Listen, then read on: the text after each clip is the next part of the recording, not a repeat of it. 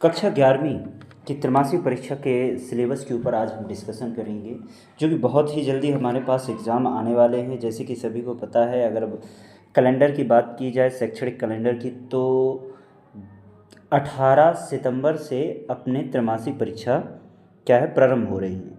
तो उसी के ऊपर हमने सिलेबस के ऊपर डिस्कशन करेंगे कि हमारे पास कि सभी विषयों में कहाँ तक का सिलेबस आएगा। तो जैसे कि हमने कक्षा 11वीं के ऊपर सिलेबस के ऊपर डिस्कशन कर रहे हैं कि कक्षा सिलेबस है वो कहाँ तक आएगा।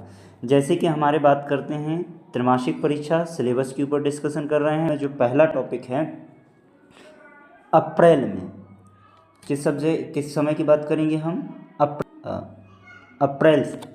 अप्रैल में हमको सिर्फ एक चैप्टर मापन और पद्धति के ऊपर, मापन और जो मात्रक होता है उनके ऊपर हमको पढ़ना होता है। अप्रैल माह और जून माह, ये दोनों में ही अपन को एक ही चैप्टर जो भौतिक विज्ञान का है, एक अध्याय जो है उसको पढ़ना है। जुलाई की बात करें तो अध्याय 2 रहेगा अपने पास, सरल रेखा में गति। अगस्त की बात करेंगे तो 3 और 4 रहेगा, समतल में गति। और इसी के साथ में गति का नियम, मतलब हमारे पास अगस्त माह में कौन चैप्टर रहेंगे, 2 चैप्टर रहेंगे। सितंबर की बात करेंगे तो कार्य ऊर्जा और शक्ति, हमारे पास कितने, ये टोटल मिलाकर भौतिक शास्त्र में हमारे पास टोटल मिलाकर कितने चैप्टर आना है, 5 चैप्टर आना है। 5 चैप्टर का डिस्कशन कर लिए हमने। फिर इसके पश्चात हमारे पास चलते हैं किसके ऊपर, गणित के ऊपर हम डिस्कशन करेंगे। तो माह अप्रैल में तो अध्याय एक ही चैप्टर है, वो है समुच्चय। जून में भी वही चैप्टर पढ़ना है अपन को, दूसरा कोई और चैप्टर है ही नहीं है। जुलाई की बात करेंगे तो जुलाई में 2 चैप्टर हैं अपने पास, 2 और 3, जिसे हम संबंध में फलन एवं त्रिकोणमिति फलन, ठीक है ना, त्रिकोणमिति फलन, ये 2 चैप्टर के ऊपर डिस्कशन होगा। अगस्त माह में अध्याय 4 और 5 के ऊपर, जिसे हम समस्त संख्या और द्विघात समीकरण के रूप में, और दूसरा है हमारे पास रैखिक असमीकरण। और बात करेंगे सितंबर में तो हमारे पास कौन है, 6वां और 7वां, जिसे हम क्या बोलेंगे, क्रमचय। और पहला है क्रमचय और संचय, दूसरा है द्विपद प्रमेय। क्लियर। तो इसमें टोटल मिलाकर गणित में 7 चैप्टर आना है अपन को, गणित में 7 चैप्टर आना है।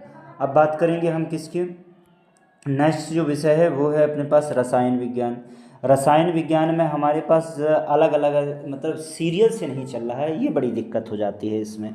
तो पहला अप्रैल और जून में अध्याय एक ही चैप्टर रहेगा, रासायनिक विज्ञान एवं मूल अवधारणाएं, रासायनिक विज्ञान की मूल अवधारणाएं।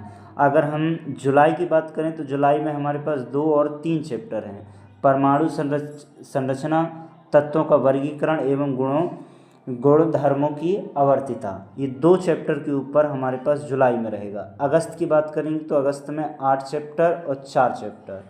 8वां चैप्टर का जो नाम है वो है कार्बनिक रसायन की कुछ मूलभूत सिद्धांत एवं तकनीक। और चौथा चैप्टर है रासायनिक आबंधन एवं आणविक संरचना। 6वां जो है वो है साम्यावस्था। क्लियर। तो टोटल मिलाकर अगर कहा जाए तो हमारे पास इस वाले में भी 6 चैप्टर आने हैं। क्लियर। 1 2 3 4 5 और ये 6, कुल मिलाकर इसमें भी कितने आना है, 6 चैप्टर आना है। बात करेंगे नेक्स्ट चैप्टर की, जो है वो कौन सा है अपने पास, जीव विज्ञान। जीव विज्ञान के ऊपर भी डिस्कशन कर लें कि हमारे पास जीव विज्ञान कौन कौन से चैप्टर आना है। तो जीव विज्ञान में भी सीरियल से नहीं है। अगर बात करें सितंबर की तो सितंबर में 2 चैप्टर हैं, 1 और 2, जीव जगत एवं जीव जगत की वर्गीकरण, जीव जगत का वर्गीकरण। बात करेंगे अगस्त में तो अगस्त में हमारे पास यहाँ पर कितने हैं, 14 15 और 16, ये 3 चैप्टर हैं। तो 14 चैप्टर का नाम है श्वसन और गैसों की विनिमय, गैसों का विनिमय। अगर 15 की बात करें तो शरीर, द्रव तथा परिसंचरण। और 16 की बात करें तो उत्सर्जी उत्पादन एवं उनका निष्कासन, प्रायोगिक कार्य, मानव श्वसन एवं परिसंचरण से संबंधित स्थायी स्लाइडों का अध्ययन करना। तो ये हमारे पास अगस्त माह में कितने चैप्टर आना है, 3 चैप्टर। जुलाई में भी 3 ही चैप्टर हैं। क्लियर है ना। तो 1 जुलाई में कौन सा, 5वां, 6वां और 9वां पुष्पीय 5वां चैप्टर जो है पुष्पी पादपों की आकार की। नेक्स्ट जो 6वां है पुष्पी पादपों का शारीरिक संरचना जो है उसके ऊपर पढ़ेंगे, शरीर है। 9वां जो चैप्टर है वो है जैव अणु। क्लियर है ना। माह अप्रैल और जून में सिर्फ एक ही चैप्टर है, वो है 8वां। कौन सा, कोशिका जीवन की इकाई। ये दोनों चैप्टर के ऊपर हम पढ़ेंगे। नेक्स्ट जो वीडियो रहेगा वो हिंदी इंग्लिश के ऊपर हम डिस्कशन करेंगे। तब के लिए सभी को बहुत बहुत धन्यवाद। यदि वीडियो अच्छा लगा हो तो ज़रूर सब्सक्राइब कीजिएगा।